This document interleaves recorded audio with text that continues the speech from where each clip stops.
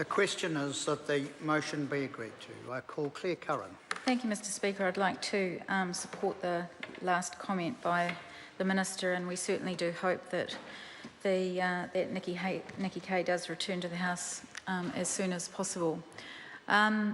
Interestingly, Labor supports the intent of this bill. We're supporting this bill, and I would note that the chairmanship of the Government Administration Select Committee is more inspired than solid, because ultimately what we've, and solid, I should say, but ultimately this bill is a better bill than the bill that came before the Select Committee after the first reading, and that's due to some really quite hard work and quite a lot of toing and froing from the committee back to officials and some.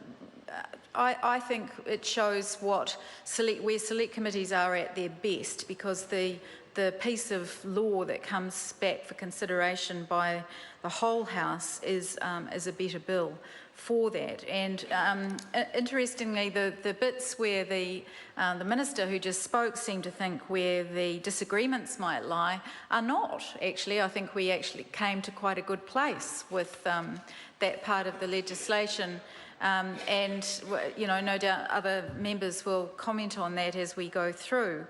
As I said, we support the intent of this bill, which improves the way that communities recover from emergencies, and that for there to be a seamless and timely transition from response to recovery.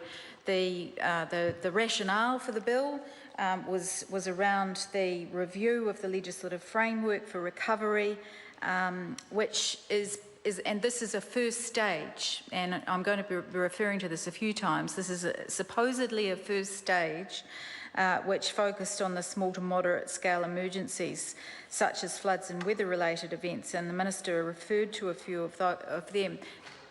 I would actually make the comment, Mr Speaker, that these described as small to medium, moderate scale emergencies are actually pretty solid and quite significant emergencies for each of the regions that they affect. The insurance, in one of the submissions that came before us from Resilient New Zealand, the insurance noted that the Insurance Council of New Zealand illustrates that the average cost of these natural disasters for the New Zealand individuals, businesses, insurers, central and local government is about $1.6 billion a year, or 0.75% of our GDP. That's not insignificant. If you add up the major events or the events in the North Island, flooding and storm last year, Otago flooding and storm, and that was in my own electorate of Dunedin South, where South Dunedin flooded, and the North Island storm in May last year. Those combined impact of those, which is the insured impact and the economic and social impact, is estimated to be nearly $600 million. That is not an insignificant, Mr Speaker. As I said, we note that this bill is the first stage of a wider review being undertaken into the legislative framework of recovery. One of the comments I want to make is the concern that we have around what happens next and when it happens, and the importance of that, because this is not enough. This piece of legislation, it's not bad for the topic that it chooses, the frame that it chose to cover, but it certainly needs to be, there's a lot more that needs to be done. We do have some concerns. We expressed some unease during the submissions phase at several provisions, which created what we consider to be an imbalance between the exercise of ministerial powers and consultation with local communities in the recovery phase of an emergency.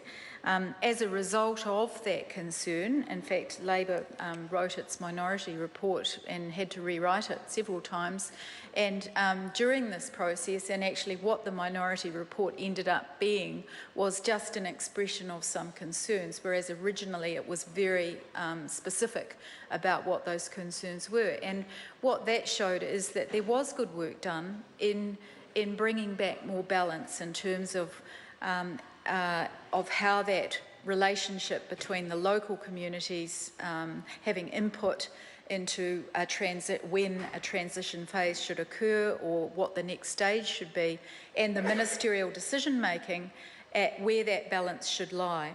And I learnt a lot about the impact of, words like should, must, seek and clarify, all of those things have actually got really important meanings in law. We ended up in a place where we think there is a good balance, and we think that the submitters generally would consider that to be the case as well. One of those submitters was the Christchurch City Council, which of course, as we know, has a lot of experience in managing major issues. Yes, they recommended in their original submission that a co-governance regime should be in place for local and central government to make these sorts of decisions. Where we ended up with the amendments that have come back before the House on the legislation has been very carefully worded. In clause 28, we will be discussing this more obviously at the committee stage, but ultimately proposing an amendment which provides for the Minister to seek and consider comment from affected local civil defence emergency management groups and the mayor of any affected local authority before implementing or extending a transition period. We do remain concerned and watchful that this imbalance... I'm sorry to interrupt the honourable member. The time has come to me to leave the chair for the dinner break.